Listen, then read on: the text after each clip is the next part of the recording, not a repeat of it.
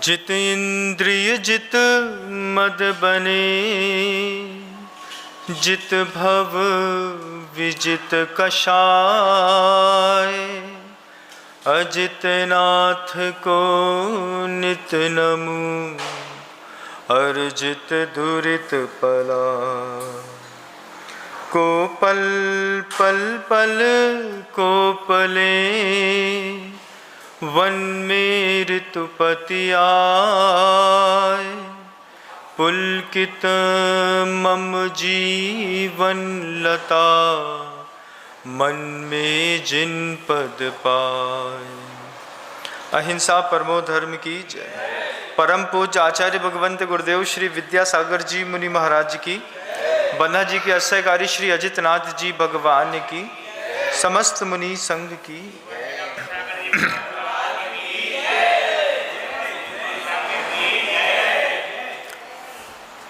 पिछले सत्र में आपने सुना होगा, जो लोग मुझे बाहर सुन रहे हैं वो तो सुन ही रहे हैं।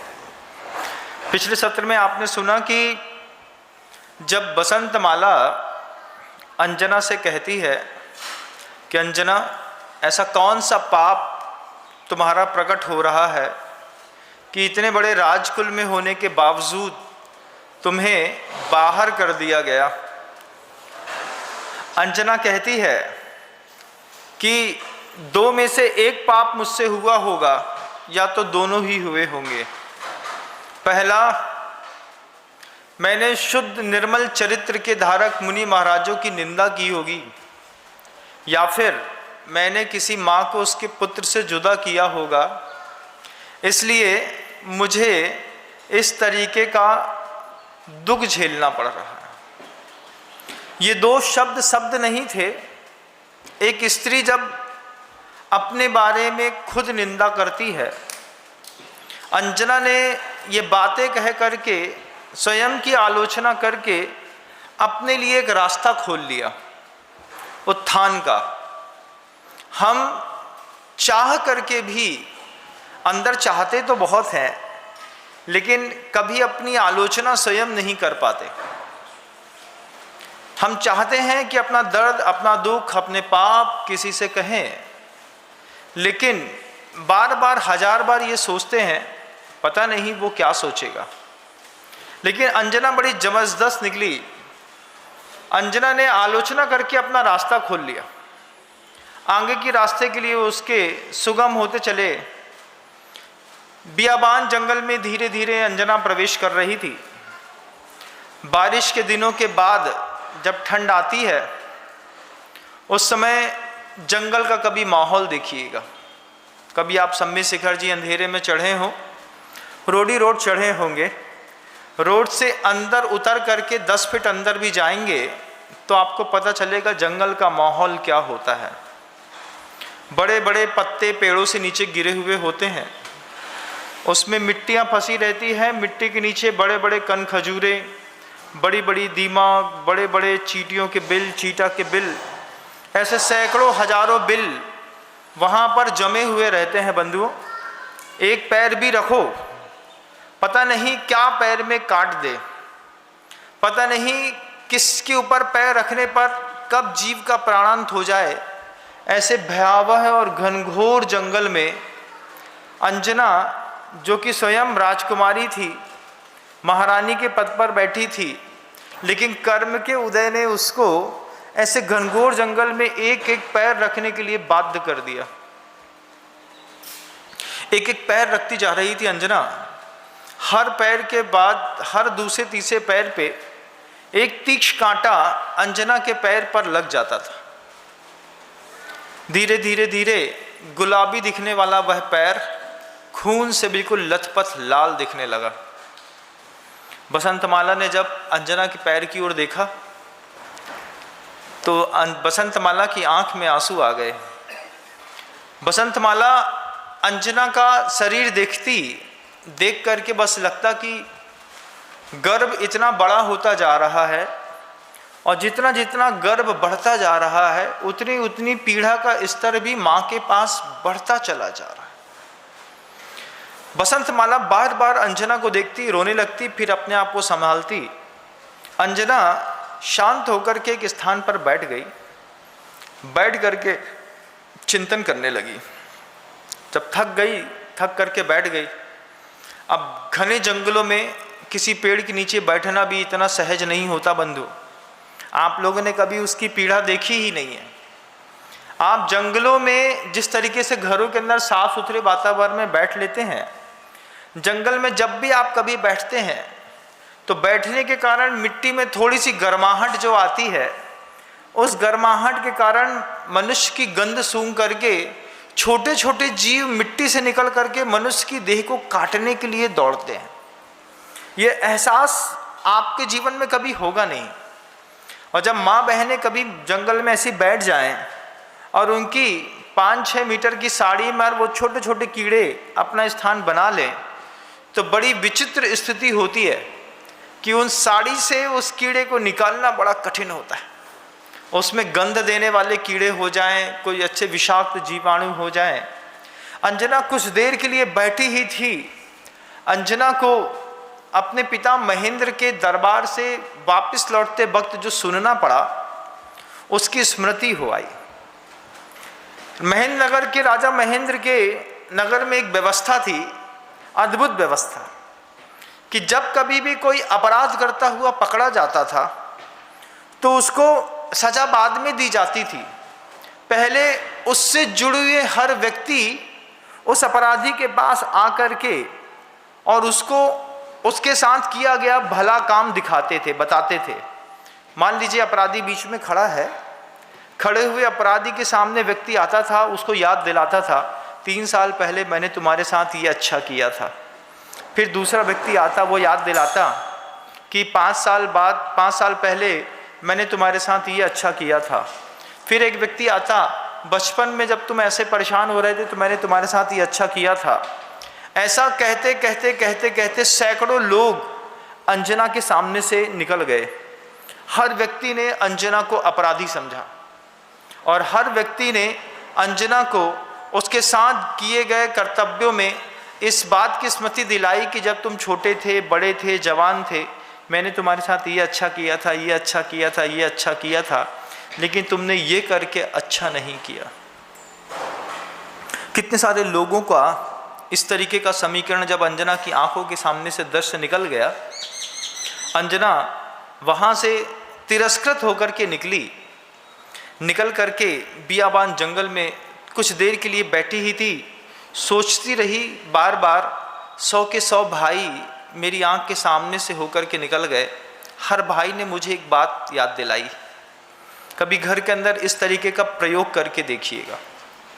जब कभी आपका पुत्र बहुत गलत करता हो, जब कभी पत्नी गलत करती हो, जब कभी बच्चे गलत करते हो, पिता गलत करते हो, तो उस प्रयोग को अपनाने की आवश्यकता है कि हम अपने घर में जिसका अपराध घोषित हुआ है या फिर जिसका अपराध यथार्थ में दिख ही गया कि हो गया है, उसको उसके पास जाकर के बोलता है, देखो जब तुम बचपन में थे, जब तुमसे खाते नहीं बनता था तो मैंने तुमको अपने हाथ से चावल खिलाया है। जब तुम कुछ करने के योग्य नहीं थे तो मैंने तुम्हारे लैट बाथ साफ किया है, मैंने तुमको वस्त्र दिलाए हैं, मैंने तुमको शिक्षा दिलाई है। उस अपराधी को इतना अपराध अपने अंदर दिखाई देता है, वो अपराधी बार बार सोचता है कि देखो इतने सारे लोगों के बीच में मैं अच्छे से रहा, उसके बाद भी मैं अच्छा कर ना पाया। शिक्षा देने का कितना बेहतरीन तरीका था राजा महेंद्र के यहाँ। अंजना के सामने से सैकड़ों लोग होकर के निकल गए। अंत में राजा महेंद्र ने जब उनसे कहा कि यहाँ से इसको जंगल भेज दो, ये यहाँ रहने योग्य तो नहीं है, और वो भयानक अटवी में जा कर के वहाँ पे धीरे धीरे स्थिर होने लगी। एक आगम ग्रंथों में परघात और उपघात नाम करके 2 कर्म होते हैं। परघात नाम कर्म तो फिर भी ठीक है, उपघात नाम कर्म से आदमी बड़ा परेशान है। उपघात नाम कर्म क्या है महाराज? अपने ही शरीर को अपने ही शरीर के द्वारा पीड़ा पहुंचती है। कभी मान लीजिए नाखून बड़े हों, मुंह धोते धोते बड़ी बड़ी नाखून आंख में घुस गया, खुजली कर रहे थे, खुजली करते करते धीरे से मच्छर भगाने की कोशिश करी, अंगूठे का नाखून बड़ा था, अपना ही पेट कट गया। पैर के नाखून थोड़े से बड़े निकले, चल रहे थे, पत्थर से ठोकर लगी, पूरा पैर का नाखून ही उखड़ गया। रात में सोते सोते कुछ ऐसे विचित्र स्थितियां, या हाथ सोते सोते में दब गया कि ये हाथ की हड्डी ही खिसक गई। ये क्या है? उपघात नाम कर्म। ऐसे उपघात नाम कर्म जो है व्यक्ति का शरीर के साथ तो कम होता है बंधुओं, लेकिन मन के साथ कितनी बार होता है, एक बार आप स्वयं देखिएगा। हो सकता है आपके हाथ से आपके शरीर को पीड़ा कम पहुंची हो, लेकिन आपके मन को आपके द्वारा ही कितनी बार पीड़ा पहुंची है, इस बार को एक बार आप चेक करने की कोशिश करिएगा। कितनी बार आपने अपने आप को कोसा है, अरे भैया हम तो बहुत ही गिरे भय हैं, हमसे कछु ना हुई है, ऐसा कितनी बार कोसते हैं अपने आप को। एक बार आप सेल्फ ऑब्जर्वेशन करिएगा कि आपने अपने आप को जिंदगी में कितनी बार इस तरीके के इंफीरियरिटी कॉम्प्लेक्स में जाकर के अपनी निंदा खुद करी है। साधु बन के बुद्धिपूर्वक पापिष्ठेन दुरात्मना जड़ दिया माया बिना लोभिना रागत द्वेष मली मसेन मनसा दुष्कर्म यन निर्मितम बोलना अलग बात। ये आलोचना के बाद द्वितीय कदम है उत्थान का, प्रतिक्रमण का। हमने प्रतिक्रमण तो कम किया, लेकिन घर के अंदर रह करके एक दूसरे को खूब कोसा है, खूब एक दूसरे की निंदा करी हो। कई बार तो अपनी निंदा भी हमने बहुत ज़्यादा करी है। हर बार हम कोई अच्छा काम करते हैं, काम करने से पहले अपने आप ही को कोस देते हैं, भैया तुम्हारी ताकत नहीं है, जे तो बड़े भैया कर सकत हमारे बस की नहीं है, ऐसा आप बोलते हैं ना। ये भी एक उपघात नाम कर्म है, जो अपने आप को स्वयं कोस कोस करके डिमोटिवेट करने की कला सीख ली। अंजना भी उस वक्त अपने आप को अंदर ही अंदर कोस रही थी, लेकिन उसके कोसने में एक अलग से निर्भीकपना था। वो बार बार एक ही बात कहती थी कि मैंने ही कोई अपकर्म किया है, मेरा अपकर्म ही उदय में आया, कोई मुझे क्या परेशान करेगा। धीरे से बिल्कुल एक हरे कलर का सांप, छोटा सा पनियल सांप होता है, पानी के दिनों में वो पानी में पैदा होता है, वो हरे कलर का सांप अंजना की बाह से होता हुआ, हाथ से होते हुए नीचे उतर गया। अंजना एकदम से चिल्ला बैठी। जैसे ही अंजना चिल्लाई, बसंतमाला घबराहट के साथ अंजना को देखती है, अंजना से पूछती है कि क्या हुआ। बोले कुछ नहीं, सांप निकल गया। जैसे ही सांप निकल गया, अंजना तुरंत वहाँ से खड़ी हुई। ताकत नहीं थी, पेट में भोजन बहुत कम था, लेकिन फिर भी अंजना को भूख नहीं थी। बसंतमाला ने अंजना से पूछा कि अंजना भूख लगी है। अंजना एक ही बात कहती है, इतना अपवाद मैंने खा लिया है कि अब पेट में भोजन करने के लिए जगह ही नहीं बची। जब कभी आदमी की अत्यधिक निंदा हो जाती हो, भूख उड़ जाती है। कभी आपने महसूस किया है घर के अंदर जब आपको कोई बहुत बड़ा बुरा कहता हो, खाना खाने आए और खाना खाने के बीच में जब पापा चिल्लाते हैं, इस लड़का ने तो हमारी ज़िंदगी बर्बाद कर दी, पूरे पैसा बर्बाद कर दे, जो पूरा घर लुटा दे है, जब पिता बार बार ऐसा घर के अंदर बोलते हैं, तो भोजन करने की इच्छा होने के बावजूद एकदम से पता नहीं क्या होता है पेट के अंदर, कि पेट अभी तक तो खाली था, एकदम से भूख गायब। वही स्थिति अंजना की बनी। अंजना की भूख ही खत्म हो गई। फिर भी बसंतमाला ने अंजना के लिए कुछ उत्तमोत्तम फल जो वहाँ पर जंगल में उपलब्ध थे, उनको छांट करके धो करके ला करके अंजना के सामने रखा और कहा कि अंजनी, अपने लिए ना सही, वह पुत्र जो तुम्हारे गर्भ के अंदर पल रहा है, उसके स्वास्थ्य की रक्षा के लिए लेकिन तुम ये भोजन कर लो।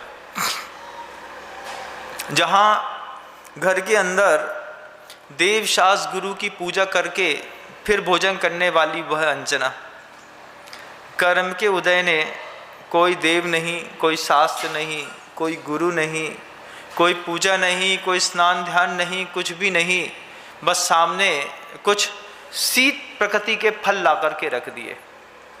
अब शीत प्रकृति के फल ला करके उस भूखी अंजना के सामने जैसे ही रख दिए, उस फल को खा करके निश्चित अंजना समझ रही थी कि मेरी भूख और मर जाएगी। पेट में अच्छी भूख लगी हो, शुरुआत में जूस पी लिया, शुरुआत में एप्पल खा लिया। घर के अंदर रहता है ना, जब तक खाना नहीं आता है तब तक आदमी क्या करता है, सामने सलाद रख देता है, सामने पापड़ रख देता है, या फिर एक आध एप्पल रख देता है, बोले भैया थाली रख ली, जब तक तुम एक एप्पल खा लो। ये व्यवस्था किन लोगों के लिए है आपको पता है? कि जिन लोगों को बहुत ज़्यादा डाइटिंग पीरियड में जाना है, अपना वजन कम करना है, वो भोजन से पूर्व में ही ठंडी ककड़ी, ठंडा टमाटर, ठंडा एप्पल, ये सब खा करके अंदर शीतांश पैदा करके अपनी भूख को मार देते हैं। जबकि जब कभी भी स्वस्थ शरीर वाले जो लोग होते हैं वो उष्ण जल के साथ या थोड़ा सा गर्म पानी के साथ भोजन की शुरुआत करते हैं, थोड़ा करके गर्म भोजन लेने का प्रयास करते हैं। लेकिन शुरुआत में ही ठंडा भोजन, ठंडा एप्पल, ठंडा जूस अंदर डाल करके अंजना भी समझ रही थी ये जरूर शीत प्रकृति के फल मुझे भूख मिटाने के लिए दिए गए हैं, लेकिन इससे मेरी भूख पूरी ही मिट जाएगी।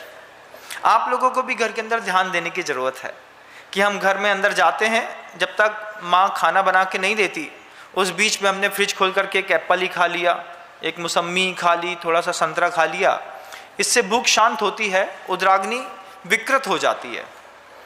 और अंजना ने कुछ फल खाए, खाने के बाद ही बसंतमाला अंजना से कहती है कि अंजनी, यहाँ पर भयानक तरीके की आवाज़ें आ रही हैं, अपन को यहाँ से थोड़ा और दूर अंदर जाकर के किसी सुरक्षित स्थान पर जाकर के रुकना होगा।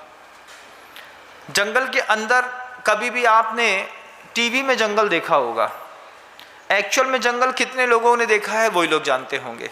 जब कभी मुनि महाराज के साथ आप विहार कराते हैं तब आपको पता चलता है कि अंदर से जंगल कितना खूबसूरत होता है गर्मी के दिनों में, उतना ही भयंकर होता है वो बरसात के दिनों में, उतना ही वो भयावह होता है ठंड के दिनों में। ठंड के दिनों में जंगल की भयावहता दिखाई देती है, कहीं दूर दूर तक पूरी जगह पूरा शीत के कारण पूरी धरती सीत चुकी होती है, और जहाँ कहीं धूप दिखाई देती है उसी धूप के स्थान पर ठंडी के दिनों में कोई ना कोई विकराल पशु आकर के बैठा दिखाई देता है। बसंतमाला अंजना से कहती है कि ऐसे स्थान पर जाना है जहाँ पर सुख से तुम्हारी प्रसूति हो सके। और अंजना भयानक जंगल में धीरे धीरे करके अंदर घुस रही है। बसंतमाला उसके साथ उसका सहयोग देने के साथ साथ चल रही है। विपरीत समय पर मुनिश्री निर्णय सागर जी महाराज की वो बात याद आती है, जब मुनिश्री प्रवचन सागर जी महाराज की समाधि हो गई। समाधि होने के बाद मुनिश्री निर्णय सागर जी महाराज कहते हैं कि दोस्त दोस्त नहीं खुदा होता है, महसूस तो तब होता है जब वो जुदा होता है। ये शब्द थे मुनिश्री निर्णय सागर जी महाराज के, मुनिश्री प्रवचन सागर जी महाराज के।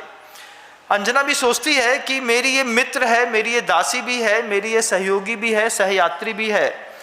इस मेरे किसी तीव्र पुण्य के उदय से मुझे एक ऐसा व्यवस्थित और तेजस्वी मित्र मिला है जिसके माध्यम से इस जंगल के अंदर भी मैं अपना निर्वाह कर पा रही हूँ। अंजना की किस्मत में तो एक अच्छा मित्र था, आपकी किस्मत में आपके परिजनों के अलावा क्या कोई ऐसा मित्र है जिस पे आपको इस बात का भरोसा हो कि जीवन में प्रतिकूलता होगी तो उसका घर और मेरा घर बिल्कुल एक है। वो जैन का भी हो सकता है, अजैन भी हो सकता है, लेकिन कभी एक ऐसा विश्वासपात मित्र भी अपने घर के अंदर एक बहुमूल्य संपदा से कम नहीं होता बंधु। और ये बात दोनों को समझनी पड़ती है कि अगर उस मित्र ने हमारे ऊपर भरोसा किया है तो हम उस मित्र के पूरे उस भरोसे का व्यवस्थित तरीके से स्थापन अपने जीवन में करें। कई बार भरोसे में मित्र को अपने घर के अंदर आने के लिए प्रवेश दी जाती है और अंदर ही अंदर मित्र घर के अंदर घात लगा करके पूरा घर साफ करके निकल जाता है। आपने वो किसी एक प्लेयर को नाम सुना होगा, लिएंडर पेस था, क्या नाम था, है ना। वो क्या हुआ कि किसी मित्र ने अपने घर में उसको थोड़ी सी जगह दी, ये सोच करके कि ये मेरा बहुत अच्छा मित्र है, और उस मित्र ने अपने ही मित्र की पत्नी के साथ विवाह करके और फिर अपनी जिंदगी को एक जिंदगी खराब कर दी। ऐसा भयानक मित्र नहीं चाहिए। एक ऐसा दयालु और सहयोगी मित्र जीवन में आवश्यक है जो हमारे परिवार का अंग तो ना हो लेकिन परिवार से कम भी ना हो। कभी ढूंढने की कोशिश करिएगा। अंजना घनघोर जंगल में जाकर के बैठ गई। जैसे ही जाकर के बैठी, बहुत दूर से हिरणों की आवाज़ आ रही थी, कहीं पर मोर कुहू कुहू की आवाज़ कर रहे थे।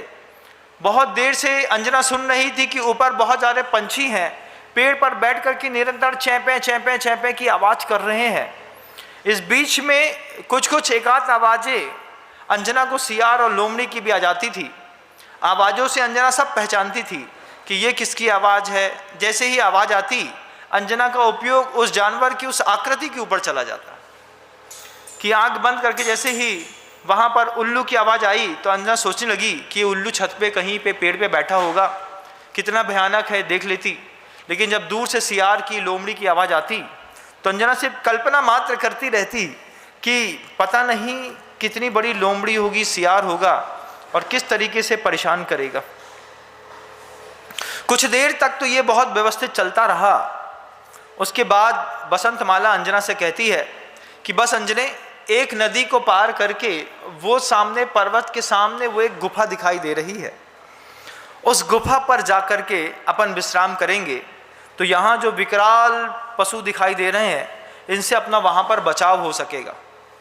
दूर से देखने पर जिंदगी बहुत खूबसूरत दिखाई देती है, पास में जाकर के देखिएगा आपको समझ में आएगा गुफाओं में रहना कितना कठिन होता है। उसी गुफा में हम भी हैं, उसी गुफा में दीमक भी है, उसी गुफा में सांप भी है, उसी गुफा में बिच्छू भी है, उसी गुफा में कोई अजगर भी बैठा मिल जाता है, क्योंकि सबको एक ही गुफा जंगल में दिखाई देती है।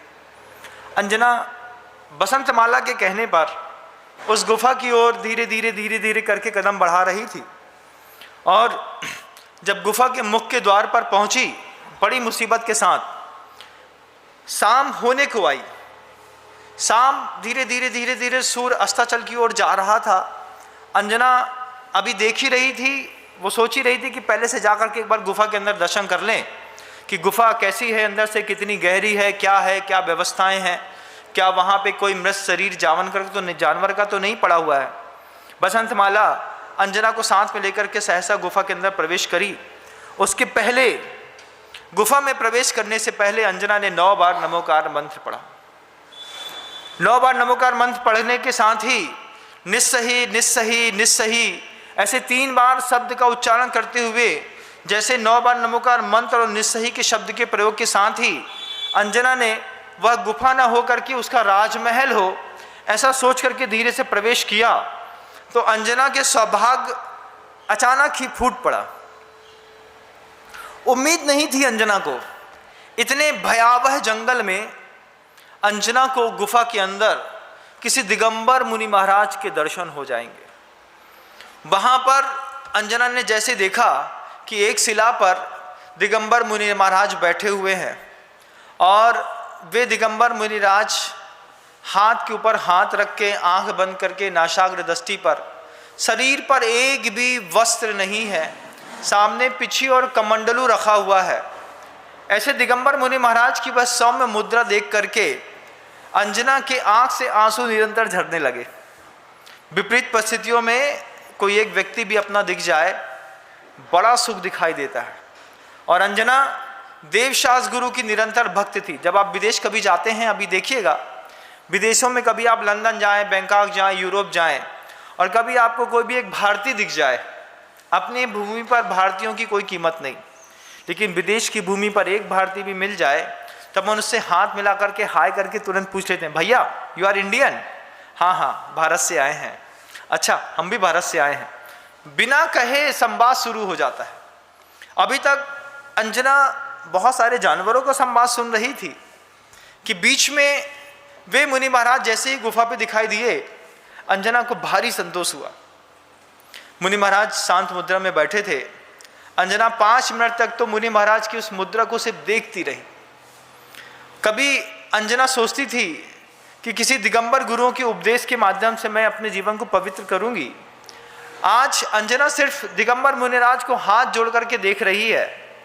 कल्पना करिए उस दृश्य का कि ठंडियों का समय चल रहा हो, सामने गुफा हो, सूर्य अस्ताचल की ओर जा रहा हो, जाने वाला हो, कोई ठंडा गुफा के स्थान पर एक साधु मुनि महाराज बैठे हैं, प्रतिकूल परिस्थितियां हो, दूर दूर से लोमड़ी सियार चीते की आवाज़ रह रह करके आ रही हो, उसमें दूर दूर तक भोजन की, रात्रि विश्राम की कोई व्यवस्था ना हो, पेट में एक गर्भ हो, गर्भ के साथ 2 अबला स्त्रियां हो और वो उनको एक मुनि महाराज का दर्शन मिल जाए, कैसी खुशी मिलती होगी आप अनुभव नहीं कर सकते। आपके जीवन में कभी ऐसी प्रतिकूलता बनी नहीं है। आप इमेज करिए घर के अंदर आंख बंद करके कि महाराज किस दृश्य को मुझे दिखाना चाह रहे हैं, और दर्शकों तक पहुंचने के लिए अपने चिंतन को, अपने मानस को तैयार करके कल्पना करिएगा। मुनि महाराज ध्यानस्थ थे। वे मुनि महाराज कैसे हैं? वे मुनि महाराज दंसन नान समग्गम मग्गम मुखस जो हुचारितम साध यदि नित्य शुद्धम साहु सो मुनि नमो तस्, कि जो सम्यक दर्शन, सम्यक ज्ञान, सम्यक चारित्र में ऐसे पवित्र हैं कि जिनको देख करके ही मोक्ष मार्ग अपने आप स्मृत होकर के याद आ जाता है। ऐसे मुनि महाराज को जब अंजना ने अपनी आंखों से देखा, देख करके साधु परमेष्ठी की 3 परिक्रमा दी। 3 परिक्रमा देने के बाद गवासन से अंजना नीचे बैठी, बैठ करके हाथों से 3 बार ऐसा आवर्त करके माथा जमीन पर लगा करके बार बार अंजना के मुख से बस एक शब्द निकलता था, हे मुनि महाराज नमोस्तु नमोस्तु नमोस्तु। जब वो शब्द अंजना के मुख से निकल रहा था, आप उस शब्दों की कीमत सिर्फ कल्पना करके समझ सकते हैं कि दिगंबर मुनि महाराज सामने दिख गए। आचार्य सोमदेवरी सूरी महाराज ने तो यशस तिलक चंपू में उस बात को कहा भी है कि पद्मन्यो राजहंसस्य निर्गंतास तपोधना यम देश उपसर्पंती सुभिक्तम तत् निश्चयित। जहाँ पर दिगंबर साधु, राजहंस पंछी और पद्मनी स्त्री हो, वहाँ पर नियम से सुभिक्ष होता है। अंजना अभी तक अपने दुर्भाग्य को कोस रही थी। अचानक अंजना को लगा कि दिगंबर साधु के मिलने से मेरे जीवन का सौभाग्य उदित हो गया। साधु ध्यानस्थ थे। अंजना शाम को सामने बैठ करके हाथ जोड़ करके बैठी रही। एक सहज प्रक्रिया में ध्यान से निर्वृत्त होकर के जब मुनि महाराज ने अपनी आंख खोली तो बसंत माला ने बार बार नमोस्तु करते हुए, चढ़ाने को कुछ था नहीं उस वक्त अंजना के पास, बोली महाराज खाली हाथ दिगंबर साधु के दर्शन कभी किए नहीं जाते। ये बात मैं सर्वविदित जानती हूँ कि हाथ में एक श्रीफल न हो तो दिगंबर साधु के समक्ष कभी जाना नहीं, हमेशा कुछ न कुछ फल लेकर के जाना पड़ता है। आज मैं खाली हाथ आपकी वंदना कर रही हूँ, मुझे आप क्षमा करिएगा। ऐसे कोमल वचनों के साथ बसंत माला ने कहा। मुनि महाराज ने उन दोनों की स्थिति देखी और मति श्रुत और अवधि ज्ञान के धारी उन मुनि महाराज ने स्वयं ही कहना शुरू किया कि ये सब तुम्हारी परिस्थितियाँ बड़ी विचित्र हैं अंजना। जैसे ही साधु के मुख से अपना नाम सुना, नाम सुनते साथ ही अंजना को बड़ा आश्चर्य घटित हुआ। तुरंत अंजना समझ गई मुनि महाराज अवधि ज्ञान के धारी हैं। बसंत माला दिगंबर साधु से पूछती है, मुनि महाराज ऐसा कौन सा अपराध हुआ है कि अंजना को इस तरीके का दुख भोगना पड़ रहा है, और ऐसा कौन सा अभागी पुरुष इस अंजना के गर्भ में आया है जिसके दौर्भाग्य के कारण अंजना को जंगल में जाना पड़ रहा है, इस तरीके के कष्ट उठाने पड़ रहे हैं। ये बात जैसे ही मुनि महाराज ने बसंत माला के मुख से सुनी, वे मुनि महाराज जिनका नाम अमित गति था, वे बोलते हैं कि अंजना तुम्हारे गर्भ में कोई सामान्य व्यक्ति नहीं पल रहा है, इसके गर्भ का सौंदर्य ही अलग है।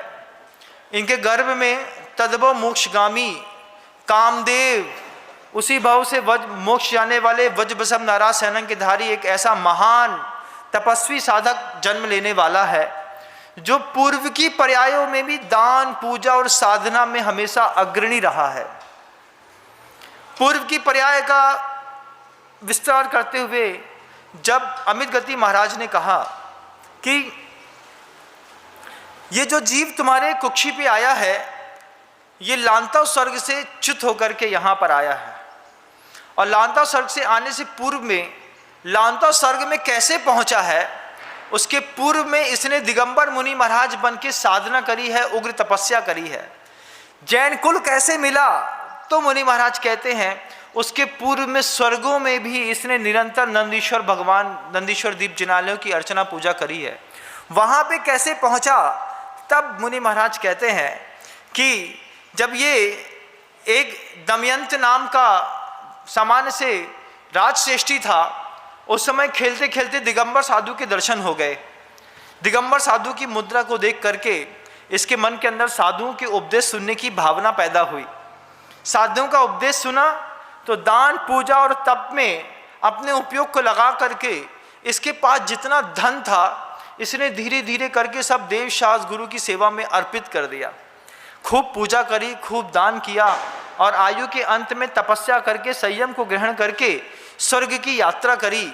ऐसी पिछली कई पर्यायों में उस अंजनी पुत्र का जब अमित गति मुनि महाराज ने वर्णन किया तब अंजना को भारी संतोष हुआ। अंजना अभी तक सोच रही थी कि कोई पाप का भार मेरे पेट पे है। जब समझ में आया कि जो जीव मेरी कुक्षी पर आकर के स्थापित हुए हैं वे जीव एक तो लांतव स्वर्ग से आए, उसके पहले मुनि महाराज थे, उसके पहले स्वर्ग में थे, स्वर्ग से पहले भी उन्होंने संयम ग्रहण किया था, दान, पूजा, अभिषेक इत्यादि की थी, जिनकुल में जन्म लिया था। ऐसी बातें को सुनकर के अंजना के हृदय में भारी संतोष हुआ। बसंतमाला पूछती है कि इनका क्या होगा, इतने बियाबान जंगल में कैसे इनकी रक्षा होगी? तब अंजना से अमित गति मुनि महाराज कहते हैं कि शीघ्र ही तुम्हारे पति से मिलन होने वाला है। इस पुत्र की प्रसूति तो यहाँ पर इस बियाबान भयानक जंगल में होगी, लेकिन शीघ्र ही तुमको तुम्हारे पति के दर्शन होंगे। बसंतमाला को भी यहाँ से हट करके अच्छे से राज वैभव में दोबारा जाने का मौका मिलेगा। और ये अंजना, इस पुत्र को कमज़ोर मत समझना। हम अपने पुत्र को कितना कमज़ोर समझते हैं। हमने एक बार पूर्व में उस बात को कहा है, जब डॉक्टर आपसे कहता है कि आपका बच्चा कमज़ोर है, आपके बच्चे का विकास नहीं हो रहा है, आपके बच्चे का वजन अच्छा नहीं है, ऐसे कह कर के डॉक्टर्स कितनी बार आपको डराते हैं, कितनी बार आपको कोई पता नहीं क्या क्या कहते हैं, और कितनी बार हम डॉक्टर के कहने पर कुक्षी में आई हुई उस गर्भ को वहाँ से विस्थापित करने का उपक्रम भी कर लेते हैं। लेकिन ध्यान रखिएगा बंधुओं, जब कभी भी किसी दंपति की संयोग होते हैं, उन संयोग में दंपति के शरीर से 32 करोड़ से लेकर के 70 करोड़ तक के स्पर्म यहाँ से वहाँ प्रवाहित होते हैं। उन 70 करोड़ की स्पर्मों में से उस वक्त भी रेस लगती है।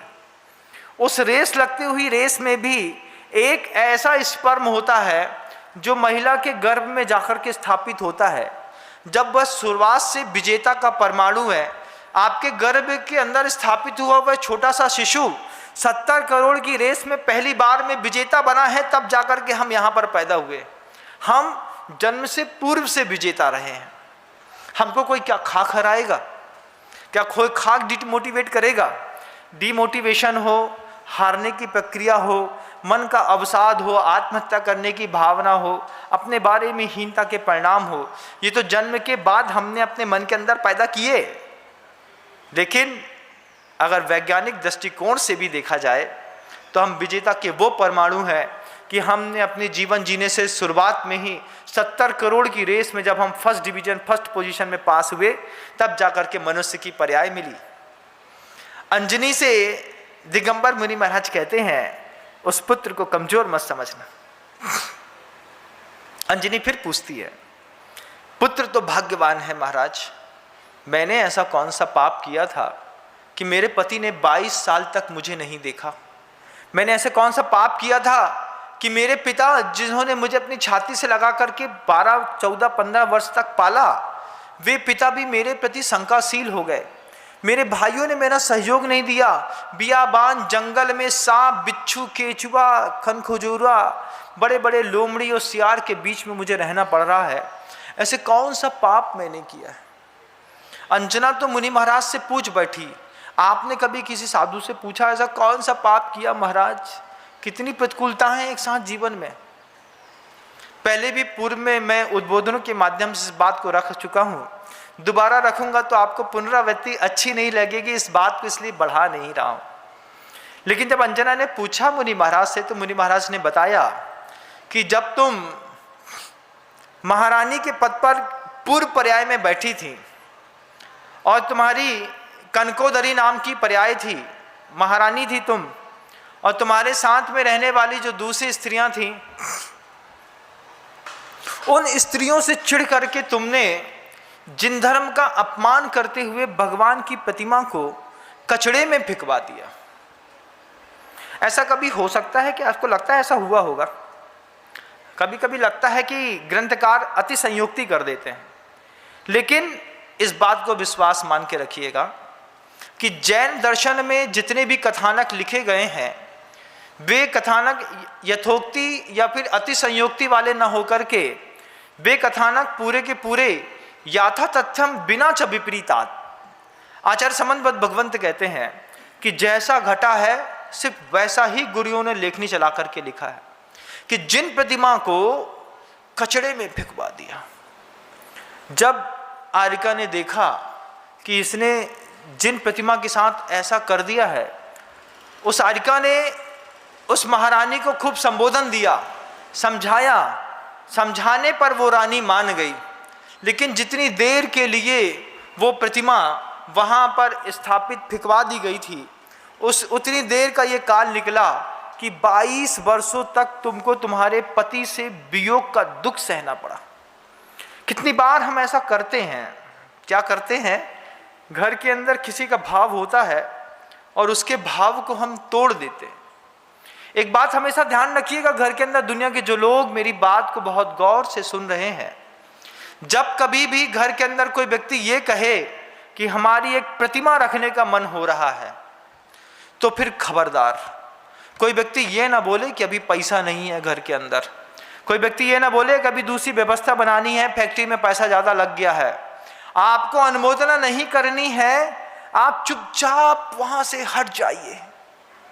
लेकिन अगर घर के अंदर आपकी माँ ने कहा कि हमारा प्रतिमा रखने का एक भाव हो रहा है और आपने अपनी मजबूरियाँ गिनाना शुरू करी, अबे बैंक को पैसा देने हैं, अबे उसकी उधारी भी नहीं चुकी है, अबे गल्ला मद्दो बहुत चल रहा है, अबे कर्जा बढ़त जा रहा है, तुम्हें प्रतिमा के भाव हो रहे हैं। ये सब एक व्यक्ति के मानस में उत्पन्न हुई प्रतिमा को फिकवाने पर भी उसी तरीके का पाप लगने वाला है। फिर अंत में जाकर के जब ये कर्म उदय में आएगा, पता नहीं किस तरीके का विक्षोभ पैदा करेगा जीवन में। कल पुनः शब्दों को आकार देने का प्रयास करूंगा, अभी समय आपका होने को आया। गुरुदेव श्री विद्यासागर जी। जा वाणी के ज्ञान से सूझे लोकालोक, सो वाणी मस्तक नमु सदा देत हूँ दो। माँ जिनवाणी भारती तो है जपो दिन रैन, जो तेरी शरणा गहे सो पावे सुख।